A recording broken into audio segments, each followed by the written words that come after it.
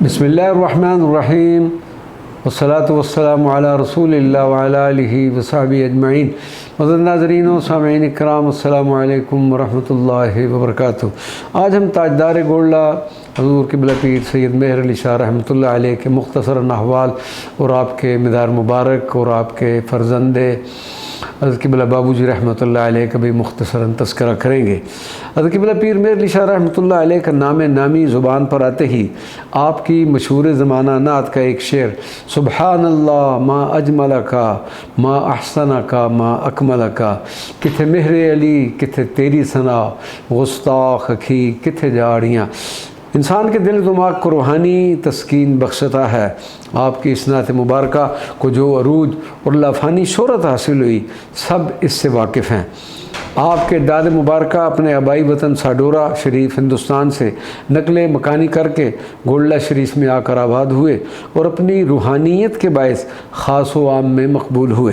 हज़रत क़िबला आलम की विलादत बासआदत 14 अप्रैल 1859 यानी 59 को हुई। अभी आपका अरबी कायदा ही पढ़ते थे कि एक रोज़ गर्मी के मौसम में हज़रत क़िबला पीर सैयद फ़ज़ल दीन अलमारूफ़ बड़े पीर साहब नमाज दोहर के बाद बाहर तशरीफ़ लाए तो आपको झाड़ियों में कायदा लिए सोते देखा।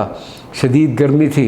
आपने उस वक्त खादम को बुला भेजा ताकि आपको घर भिजवाया जाए, और जब तक खादम ना आया आप ख़ुद साया किए खड़े रहे और फरमाया, ये भी मासूम है, इसे मालूम नहीं कि ये एक रोज़ क्या होने वाला है। इब्तदा से ही हाफ़ज़ा की ये हालत थी कि कुरान मजीद का रोज़ाना सबक आप याद करके सुनाते, और जब आपने कुरान मजीद ख़त्म किया तो उस वक्त आपको सारा कुरान पाक हिफ़्ज़ हो चुका था।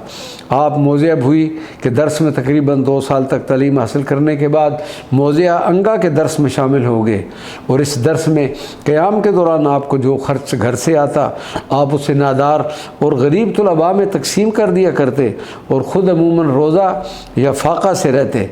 आपके इस जूद व सखा और रियाज़त व मुजाहिदा को देखकर वहाँ के लोग और तुलबा आपके अक़ीदतमंद हो गए। अंगा में तालीम हासिल करने के बाद मज़ीद तालीम के लिए आप हिंदुस्तान तशरीफ़ ले गए और अलीगढ़ के मदरसा में तालीम हासिल करते रहे। यहाँ पर अपनी काबिलियत के बायस एक ख़ास और अहम मुकाम हासिल किया, और अहम सनादात हासिल करने के बाद फ़ारिग़ होकर वतन वापस तशरीफ़ ले आए तो सुन्नत नबी सल्लल्लाहु अलैहि वसल्लम पर अमल पैरा होते हुए शादी की सुन्नत से सरअफ़राद हुए। इसके बाद दर्स व तदरीस का सिलसिला शुरू हो गया और एक आलम आपके फ़यूज़ात व बरक़ात से मुस्तफ़ीद होता रहा। अगरचे क़याम अंगा के दौरान आपको कई मरतबा हज़रत ख्वाजा शमसुद्दीन सियालवी की खिदमत अक़दस में हाज़िर होने का मौका मिला, लेकिन अभी तक शर्फ़ बैत हासिल न हुआ। लेकिन जब हिंदुस्तान से ज़ाहरी उलूम की तकमील के बाद वापस तशरीफ़ लाए तो फिर सियाल शरीफ हाज़िर होकर हज़रत ख्वाजा शमसुद्दीन सियालवी के दस्ते हक़ परस्त पर बैत का शर्फ़ हासिल किया। इससे पहले आप सिलसिला क़ादरिया में हज़रत क़िबला पीर फ़ज़लुद्दीन शाह अलमारूफ़ बड़े पीर साहब से ही बैत थे।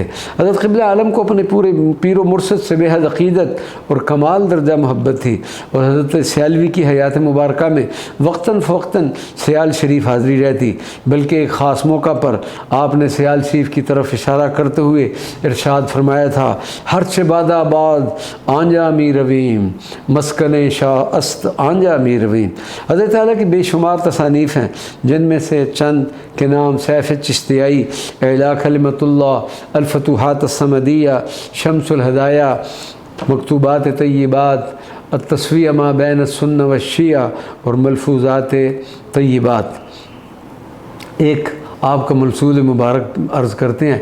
एक मरतबा इरशाद फरमाया कि इख़लास वो चीज़ है कि चाहे वो ज़मीन के अंदर पोशीदा हो तब भी उसका फ़रोग़ आसमान पर तजल्ली करता है, और गर्ज़ व ग़िश वो चीज़ है कि उसका अरूज आसमान पर भी हो मगर सर उसका पस्ती में होता है और उसकी कामयाबी नाकामी होती है। एक मरतबा एक बूढ़ा शख्स जिसकी नज़र भी कमज़ोर थी और सुनाई भी कम देता था, हाज़िर होकर रोना शुरू कर दिया और शिकायत की कि घर में मुझसे अच्छा बर्ताव नहीं करते और मैं सब पर एक बोझ बन गया हूँ। जिस पर आला हज़रत ने इरशाद फरमाया, बाबा जी, जिस शहबाज की बदौलत वक्त अज़ीज़ गुज़रता था अब वो परवाज़ पर तैयार है। ये زمانہ کی روش ہے کہ گھر والے اس موقع پر ذرا کم توجہ دیتے ہیں۔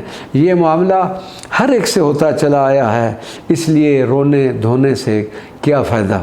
انشاءاللہ العزیز اگلے کلپ میں آپ کی شادی مبارکہ کا مختصراً تذکرہ پیش کریں گے۔ وما علینا الا البلاغ المبین۔